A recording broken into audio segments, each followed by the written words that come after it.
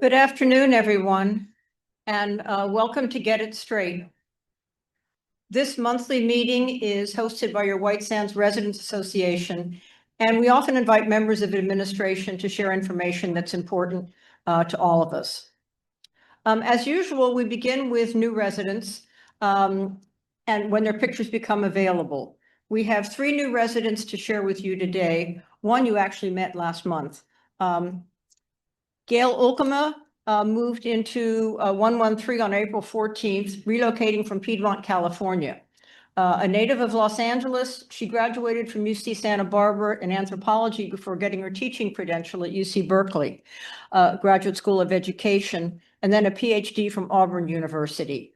This led to a career as a school administrator and a superintendent. And then in retirement, she founded a nonprofit called the Lantern Projects, which funds small projects all over the world. And she's funded over 500 projects to date and counting. Marcy Elkin moved into 395 on April 16th, relocating from Los Angeles. She's originally from Wisconsin, Judy. There we go. Marcy graduated from UC Berkeley and then went on to Stanford for her PhD in economics. And since 1980, she's been president of Elkind Economics, and she served as a consultant to the Asian Development Bank, the World Bank, and as a presidential economic advisor. And then our latest newcomer is Doug McKnight, who moved into, Doug is over there on the staircase, who moved in to 246A on April 30th. And he relocated from La Jolla. Long distance.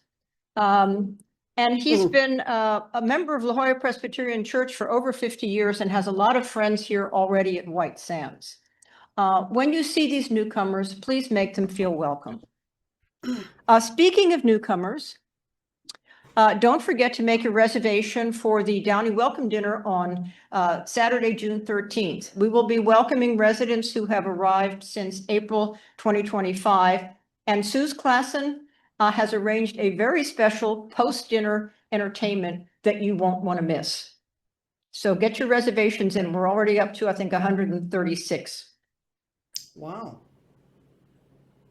Along with welcoming new residents, this is one of my favorite segments of Get It Straight because it speaks to the wonderful culture that we have here at White Sands.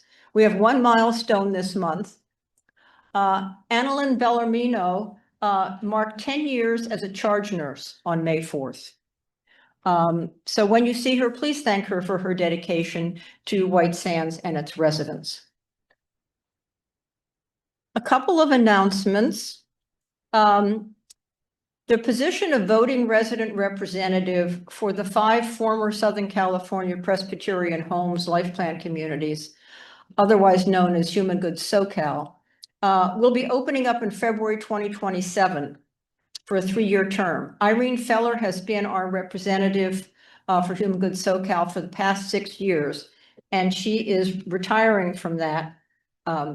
So the 5 former SCPH communities, that's White Sands, Redwood Terrace, Regents Point, Royal Oaks, and Westminster Gardens, are all being invited to nominate residents. And the resident councils, the process is the resident councils review all the candidates, and then they bring them to the Human Good Resident Council when we meet in July.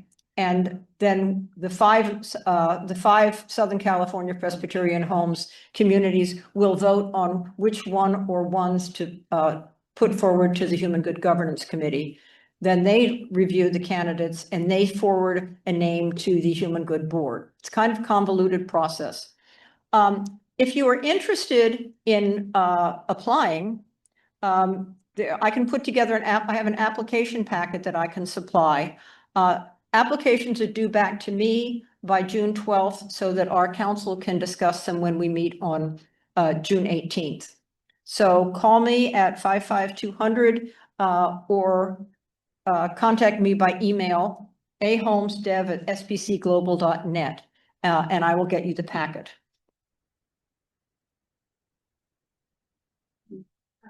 First of all, thank you to everyone who filled out the resident satisfaction survey over the last 3 weeks. According to Shelley, we had our highest engagement ever. And she's equally important. She's got some very excellent constructive ideas that will help her team fine-tune services and programs at White Sands going forward. And she'll be reporting on this in more detail at her chat in early June. But I wanted to alert you that tomorrow you are going to get a very brief online SurveyMonkey survey. I know you're all tired of surveys, but this one's important because I know you have a lot of ideas about how you could improve White Sands. And we want to have resident voices. Not all of our communities do solicit resident ideas. So it's your chance to be heard. So fill it out. There's only a couple of questions. And then we will find out. Shelley takes this information, she adds it to the information, to the requests that she gets from her various department heads, and then she uses that in putting together her capital budget for 2027. So don't forget, participate. And now I'm going to turn it over to Buzz Gittleson to tell you what our philanthropy committee has decided to do for our community as its next project. Great. Wait a second. Take this down, put that up there. You have to talk into it. Keep talking, yes. Remind me if I put this down, because this is sort of foreign for me, one, to stay in one place, and two, be talking to the mic all the time. You can't hear me? Yeah, can you hear me now? Boy, I really need to talk into it. All right. We're going to talk about a new campaign today, but I want to give you a very brief introduction. We have new residents with us, and it's a review for some of this as well. We all have our ways of giving, service, charitable endeavors, and among the charitable endeavors, we all have our different charities that those of us who support charitable matters based on our inclinations and financial ability. Now, our philanthropy committee is a committee of the Human Good Foundation, not a committee of White Sands. And but it's only White Sands residents who are members of the committee, and also its focus is exclusively on White Sands. And you could say that our community focus is really charity close to home is what we're looking to develop. And what we're trying to do, and what we've done over the years, is to develop and bring to the residents giving opportunities to help our residents and our team members. So let's just talk about where we've been briefly. Now, our initial focus many years ago started out with our residents. And many of you know about our benevolence fund activities. Anyone who's come to us in the last couple of years has sort of less about it because we reached our goal. And this is just a quick snapshot of what we did for these are residents who, through no fault of their own, become unable financially to stay with us without some help. And we started, you can see back in 2013, it had about $275,000 in it, but it was going down very fast because we were spending all the money, as much of the money as we needed to, as was coming in, instead of trying to create an endowment-like fund to support essentially an ongoing community fund. And so you can see how over the years through 2023, between 2023, 2024, 2025, we had reached our goal was $5 million. And through a combination of resident support, giving support every year, plus some significant contributions from residents in the form of bequests from their estates, plus contributions along the way periodically from Human Good Foundation itself. We built this fund to $5 million. It took some time, but you'll see in what we're proposing to you, we're starting small because that's what we need to do. But we're hoping that we look at a graph that looks something like this 10 years, 15 years down the road and see that we built quite a fund. So we reached that goal really in 2024. I think, and it speaks for itself. So we then shifted our focus back to supporting our team members.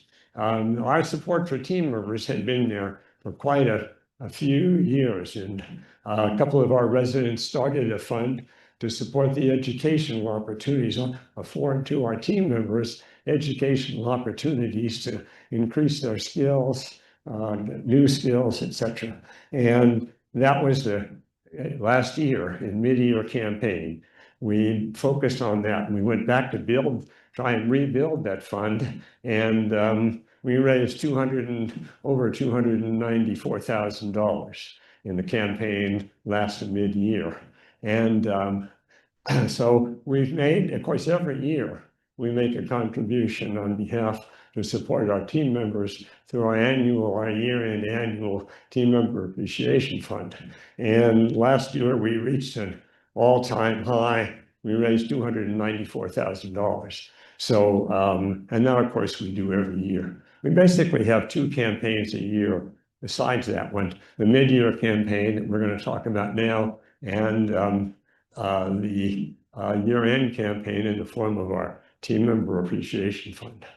So now we're talking about what I call our missing link. We're continuing to focus on our team members, and through the Community Assistance and Relief for Employees, mouthful, otherwise known as easy to remember, our care fund. And again, this is in focusing on the one piece. The reason I call it a mission link is we don't do anything about this now, and we should be doing something about it. And I need to tell you that the spearhead really getting us started moving this down the road is our own Carolyn Downey, who really did the lion's share of the work. I just, at this point, get to be the face man. So it's really Carolyn who's responsible for what we've done, what we've put together here.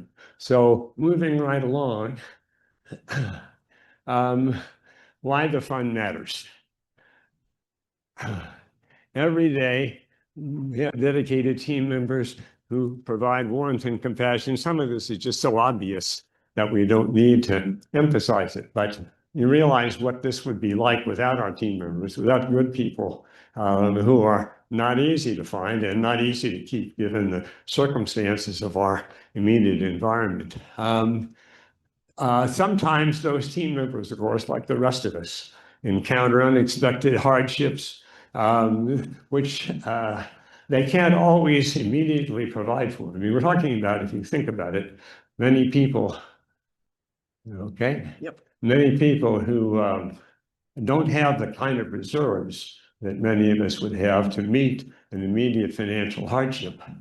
So these can come as quite a blow. And obviously, if you looked at it selfishly, besides the charitable need to help people if we can who encounter these kind of things, we've also got the reality that team members who are dealing with that are less able to focus on being with us and doing what they do every day for us. So we're in a way helping ourselves at the same time. So this is a concept of a helping hand. And the kinds of things that we're talking about, these are not lifestyle. People lived beyond their means or found that they just weren't cutting it from the standpoint of how much they were earning. These are unexpected events that happen to many of us. And obviously medical emergencies, the loss of housing, temporary loss of housing or damage to housing, unexpected car repairs or transportation costs. And we all know that transportation cost is a major issue where we are because most of our team members come from outside the area. So that's a real difficult problem for them. Or of course, the family crisis, the death of a loved one that impacts them immediately. So what are the kind of things that we could do, kind of effects we could have? Caregiver is able to keep her home. Now, we want to emphasize, and you'll see by the size of the fund that we're creating at this point, that we're not talking about huge amounts, huge grants at this point. We'll talk about what our grant size would be, but obviously as our resources increase, our ability to make larger grants will increase. A dining staff member repairs her car. so she can get to work. A nurse aide receives help after losing some belongings in a fire. And a maintenance worker needs to fly to a parent funeral. These are all obvious circumstances that would qualify for applying to the fund for a grant. Housekeeper who has extensive surgery costs. So here's I thought, obviously, this is our philosophy, and it's part of our sort of culture is to look at this as a family of both residents and our team members. And so we're sort of responding on that basis. When they face hardship, it's a natural. We haven't gotten to it yet, and Carolyn has worked to give us this opportunity to participate in helping our team members. So a little bit about how the fund works. It's going to be funded entirely by resident donations. That's donations, lifetime donations, bequests, which have always been a significant part of the opportunities to build our funds. And it's going to be administered confidentially by staff. No residents will be involved directly in the determination of who qualifies for what circumstance qualify or who gets a grant. And this is going to be available to those team members who are facing verified emergencies. And we've already talked about the circumstances. That wasn't exclusive, but you can see the concept that we're working from. Now, the power, even modest donations. We want to emphasize that there's no limit, no suggested amount. We'd like to get as high participation in starting this fund as we can. So any amount, $100, $50, whatever somebody feels they can give, is certainly, it will certainly help us all along. Contribution, as we said, means stability, relief, and renewed hope for someone who's there for us. Okay, now we get to the nitty-gritty stuff. These are contributions to foundation. They're tax deductible under law appropriately, and you receive documentation, of course, for your records. And there are here, as we have in our other funds, various ways to make a gift: credit card, monthly amount, that's billing, regular monthly bills.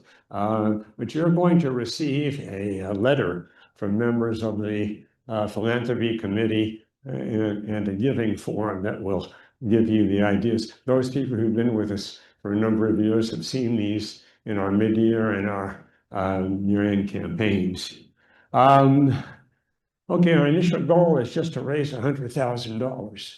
And people will ask, well, how much are you planning to make as, yes, well, right now we have a maximum amount per year that we could give to someone of $3,000. Whether they'll get that high or not is, of course, to be seen. But obviously with $100,000, you can only do so much. The structure of our funds is to create a fund as the benevolence fund, which operates like a quasi-endowment. In other words, the objective ultimately is to have enough capital so it would be the income over a number of quarters, determined over a number of quarters, that would form the amount that the fund could have available for making its gifts. Obviously, it's going to start small, and hopefully it's going to build. And one of the things creating a fund does, even at this size, is that it gives people who want to make charitable contributions through gifts through their will or trust. In other words, a bequest. That has been a major contributor to the growth of our funds. And some of us who've agreed to make charitable contributions through bequests, a lot of us made them at the time that the major focus was the benevolence fund. And now some of us will probably change a part, at least, of our gifts to focus more on a fund like this that's just starting out, because the benevolence fund has reached its goal for now. So there's an opportunity that we're creating here. Okay, we're going to try and establish a fund that ensures that no team member faces a crisis alone. With your help, we can make this vision a reality. And speaking of that, we approached some of our residents who historically had significantly supported our efforts to provide these kinds of charitable opportunities for the benefit of our team members. And we asked them to form what we call the Keystone Fund, or Keystone contribution that would match contributions from the other residents. We did that about 3 or 4 years ago with good results.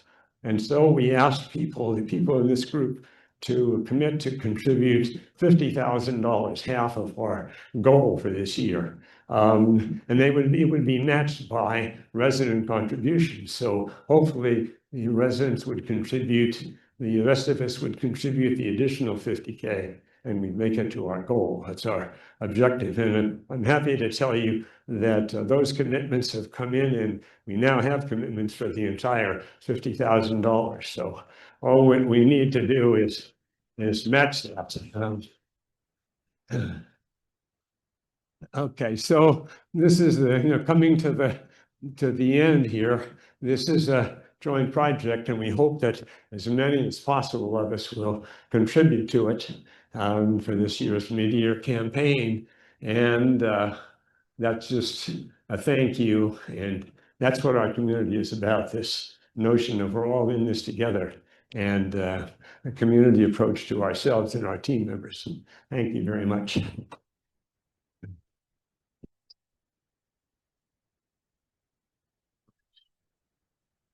And I think as Buzz says, this fills a void. We have wonderful educational scholarships for team members and for their children. We have our annual team member appreciation campaign, but this is something that there's a small emergency fund that Human Good manages, but there is nothing just for White Sands for team members. And so we feel that this is an important element that we can add. And we hope that you will agree with us and participate. Okay, now, you might wonder about this. I created the original version of this back in October 2022 because some of our newer residents were confused about how much power, who made decisions at White Sands. And in a couple of cases, they gave the resident council a lot more power than we have. We do not decide who comes into White Sands, and we do not decide who gets asked to leave. And I repeated this in December 2023, but we've had over 70 new residents move in since that time. And since not everyone comes to get it straight, which I don't understand, but there it is, I thought it would be good to kind of give you an updated version of who runs White Sands. First, a few useful acronyms.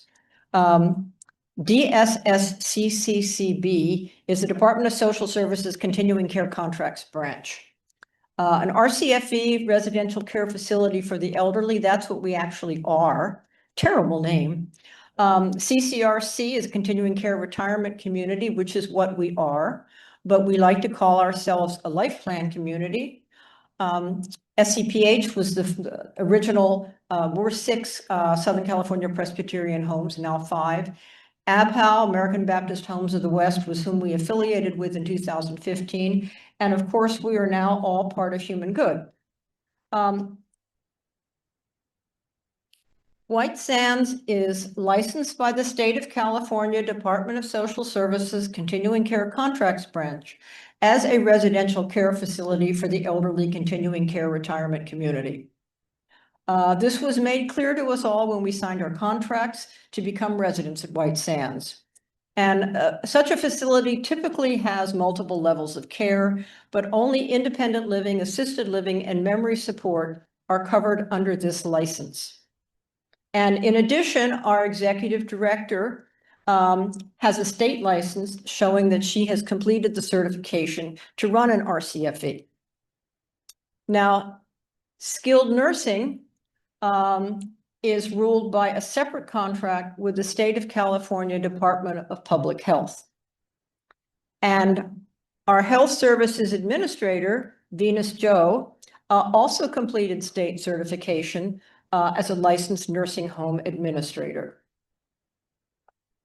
And then Human Good SoCal, formerly known as Southern California Presbyterian Homes, holds the certificate of authority to operate White Sands. And all of these licenses are posted outside of administration offices, along with pages of the rights of residents in such facilities. As I said, in the new parlance, we're now called Life Plan Communities, or LPCs, and that emphasizes that we decided, we made a plan to move here, not saying that we needed care.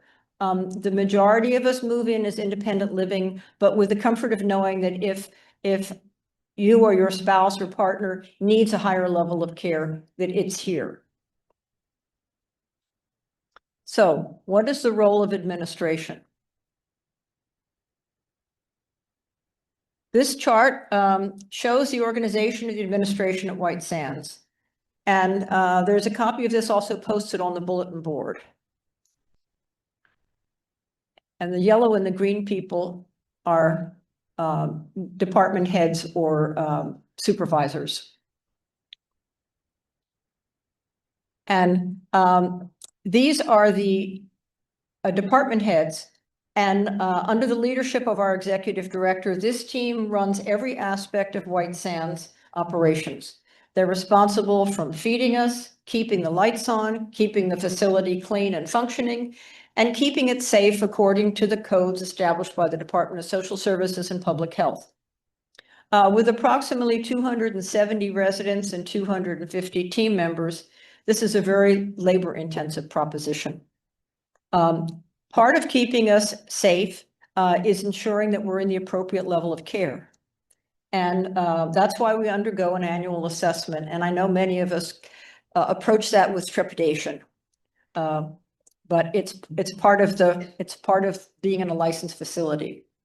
About keeping us safe, while it seems a distant memory now, those of us who were living here in the early stages of COVID pandemic, remember when staff were all gowned, masked, and gloved in layers of personal protective equipment, or PPE. And the dining room delivered us 3 meals a day in a paper bag for about a year.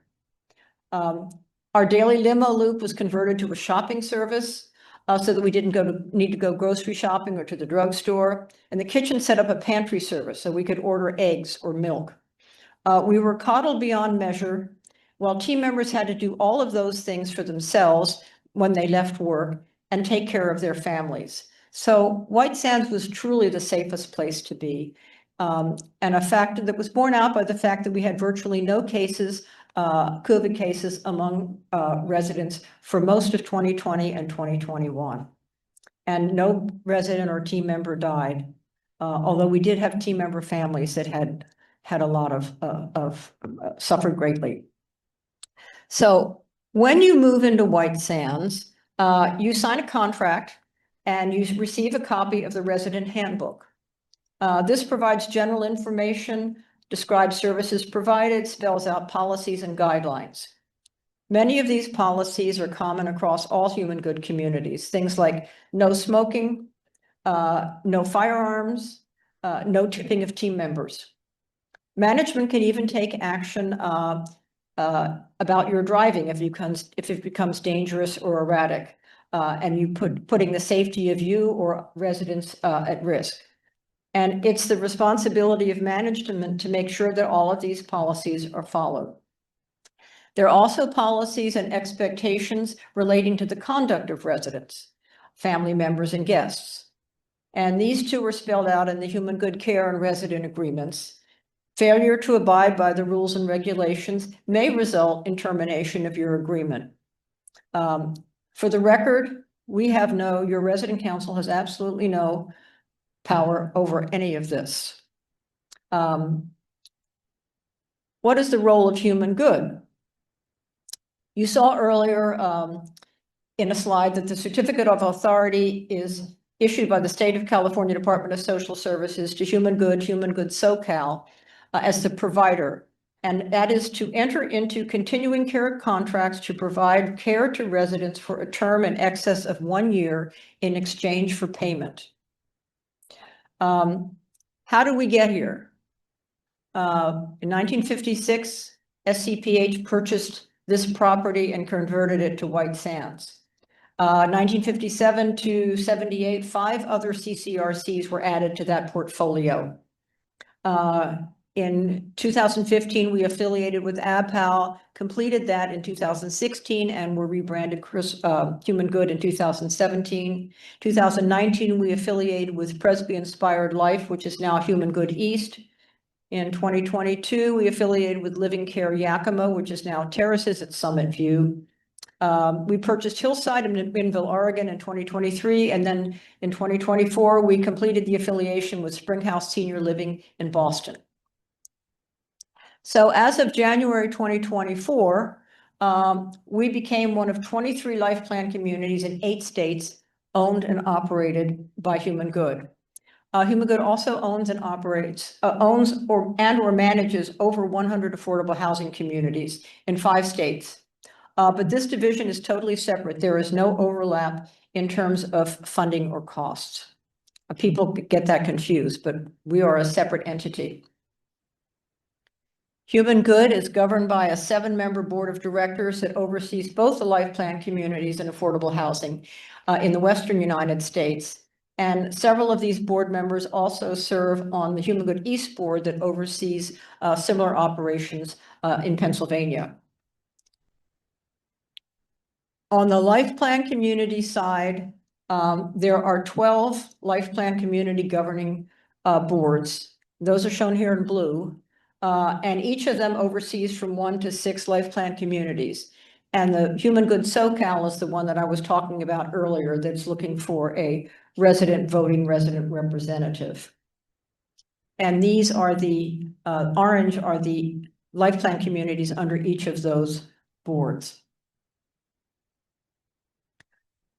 The board delegates operations to the leadership team, which is headed by John Cochran as president and Dan Ogus as chief operating officer. And both of them have been here many times. In fact, Dan started out here as the dining room manager. Beyond board governance and establishing corporate-wide policies through the community support centers, which I've talked about before, we have 4: Northern California, Southern California, Washington, and Pennsylvania. The staff provides legal counsel to ensure regulatory compliance, fiscal control and oversight, communications and management, information technology management and corporate security, marketing oversight for the life plan communities, human resource management and recruitment support, and operational logistics for life plan and affordable housing communities. The Human Good CFO is also responsible for financing and refinancing new and existing life plan communities and affordable housing communities, ensuring that our credit ratings remain sufficiently high to secure additional capital investment for our communities. And now the CFO serves as president of the Human Good Foundation, which oversees the investment of donated funds. And the foundation also supports resident volunteer efforts to raise funds for our respective communities. And all of the funds, and as Buzz mentioned this earlier, all of the funds raised by residents in their community stay in that community. They may be invested in jointly, but the funds and the returns on the funds all stay with that community. And in support of transparency, this month Human Good's resident council members are completing a survey to measure how well Human Good is doing, keeping residents informed of the process. The budgets for each community are created by Human Good in consultation with each executive director. And this is a chart a couple of years old, but the process starts in June and concludes in October. And resident council presidents and finance and budget committee chairs are invited to 2 meetings, one in September and one in October, where they review the draft and the preliminary final budgets And that's when we see what the projected resident fee increases are going to be. So who sets our resident fee rates? Beginning in early summer, the executive directors at each life plan community work with corporate finance to develop next year's budget. These drafts are based on a careful analysis of labor costs, supplies, insurance, utilities, and other operating expenses. There are only two sources of revenue to fund the communities: resident fees and entrance fees. And the goal is that each life plan community generates a positive operating margin. And I must say, Shelley has been doing a wonderful job. Really. And then the drafts are presented at the Human Good Finance and Investment Committee in August and September, as I said, and that shows what the anticipated rate increases are, which can vary by level of care. And then the final budget adjustment in October, the budget's approved by the board at its October meeting, and then announcements of the resident fees are made in early November. So that brings us to the last member of the group, the White Sands Residents Association, and its resident council. The resident handbook that accompanies your contract says this about the resident association. Upon entering the community, you automatically become a member of the White Sands Residents Association. This organization plays a significant role in the lives of many of its members for planning events, providing volunteer opportunities, and representing the residents' views to management. However, the association is advisory only and does not have the right to manage or dictate policy at White Sands. The election of officers takes place annually. The Residents Association was established in 1958, barely 2 years after this facility opened. It's governed by a set of bylaws, which are in the reference section of the library, and they've really changed very little over the ensuing decades. So what is our role? This is a picture of your current resident council. There are 9 members elected by the association for staggered 2-year terms. And then the council itself elects its officers on an annual basis. And with the exception of the president and the vice president, the officers do not have to be elected members of the council. So if anybody is interested in replacing the AI chatbot as the secretary, we would welcome your volunteer effort. So what is our role? Each life plan community in the state of California, anyway, is entitled to create a resident council. And it's a liaison. We're a liaison between management and the residents. Anything that is of interest or concern to residents, from food to care to cost, is a viable subject for discussion. We can make recommendations and we advocate on behalf of residents. And if the council makes a written request for information or address an issue of concern, administration must respond within 20 working days. This is all part of the law. Resident councils can set policies for things like dress codes, sponsor a wide range of activities, raise funds for sanctioned programs like the New Care Fund or the team member appreciation. And generally, we set the tone for resident life in the individual communities. We also provide volunteer leadership here at White Sands, who are nearly 50 committees, sponsoring everything, as you know, from poker and ping pong to the newsletter, concerts, the library, and new resident hospitality. And we also have rights to certain financial information from the corporation and from administration. And we have a finance and budget committee here, chaired by Mike Foley. And they meet on a quarterly basis with Shelley, review the White Sands budget. We also review the foundation funds and the investment and the WSRA committee budgets. And then on an annual basis, Mike and Shelley give a joint report on the finances. I would add that thanks to the advocacy of the Human Good Resident Council, Human Good Finance team now provides our life plan communities with quarterly updates on budget trends and headwinds so that we can have a better idea of what might be coming down the pike for the coming year in terms of resident fees and what the challenges are.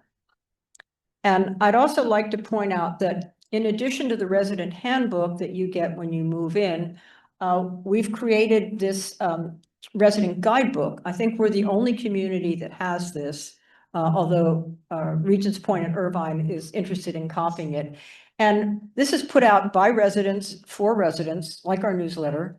And it's kind of an A to Z of everything that we think that residents ought to know. And it comes with a complete set of maps. One other thing I'd like to point out about the council, that's again misunderstood. We represent the residents of White Sands, and we will advocate for and address issues of concerns to groups of residents. But each resident has a contract with White Sands. So if your dishwasher breaks down, or you have a leak in your bathtub, that's something that you take up with the appropriate department. But if all the water goes out on the East Campus, or they tell us that we can't eat outside for 2 years because they're renovating the West Campus, then we will get into an argument. Well, not an argument, we'll have a conversation and try and resolve that to everybody's benefit. So use us, we are your representatives, use us judiciously, but just understand what we can and can't do. So do I dare ask if there are any questions? Which I can't answer. Yes, Brian.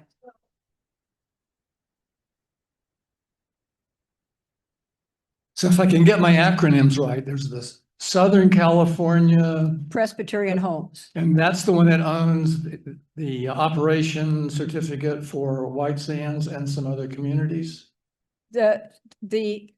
Yes, it's still its own corporate entity. And how many communities? There are 5 communities. There were 6, we sold 1. So there are 5 now. And those are? White Sands, Redwood Terrace, in Escondido, Regents Point and Irvine, Royal Oaks and Duarte, and Westminster Gardens. Also in Duarte. So, any other questions? No. Oh, yes, Carl. In the terraces of Los Gatos, there were sometimes issues, and the vice presidents of Human Good would come. In your overview, you did not mention any vice presidents. If you look at the Human Good websites, there are very unusually, about 20-25 vice presidents. And there is, I think, one primus inter pares, the one main vice president, which is Dan August. So can you comment on that? Well, Dan oversees all of operations. John is the 30,000-foot person, and Dan oversees operations. But under operations, there are 4 or 5, I'm not sure what it is right now, vice presidents of operations, each of whom is assigned a number of life plan communities. So, and they make the rounds of their communities. So they deal with day-to-day matters, but if it's something that's that needs more higher up, like there's an issue right now in one of our communities, Dan will come down. But and there's, I mean, if you go on the website, the Human Good website, and you look at the leadership team, there are a lot of vice presidents and senior vice presidents and vice presidents. And that includes the affordable housing side as well. Anything else? Nope. Was I accurate, Shelley? Okay. So the guidebook, the resident guidebook, can we get that online so we can look up things easily?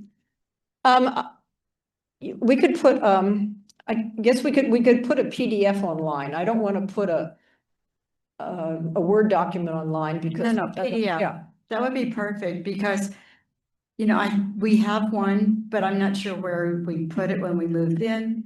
And if it's on online, then it's easier to find. Thank you. Yeah. Anything else? Okay. Well, that concludes today's program. Join us again on June 18th. And now on your way to dinner or the bar or home, you can watch the latest edition of the All Residents slideshow. And if you don't like your picture, send me another one.